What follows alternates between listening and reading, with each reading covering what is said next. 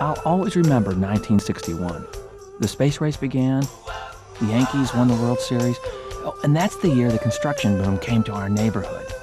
At one end of the street, they built a church. It was huge and real traditional looking, with a great big tall steeple that you could see all over town. At the other end of the street, they built a grocery store. It was big too. I mean, it had just about everything a 10-year-old boy in 1961 could ever dream of.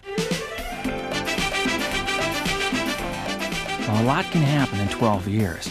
And by the time 1973 came around, my neighborhood had changed a lot. The old grocery store was nothing like I remembered it. As a kid, it had space-age food in the back and electric cash registers up front. At the other end of the street, that big traditional-looking church, well, it was pretty much the same.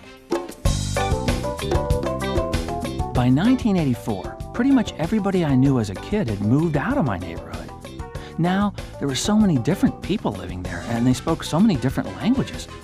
That old grocery store was certainly not what it used to be either. Now it sold all kinds of foreign food with names I couldn't even pronounce.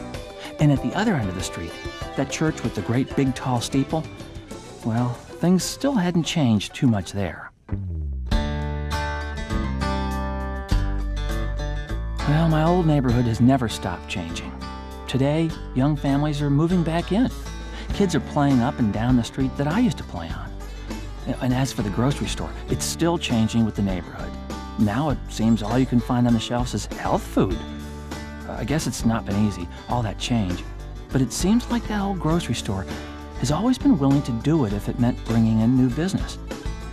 As for that church at the other end of the street, well, just this last time I visited, I noticed, after all these years, it's finally changed too.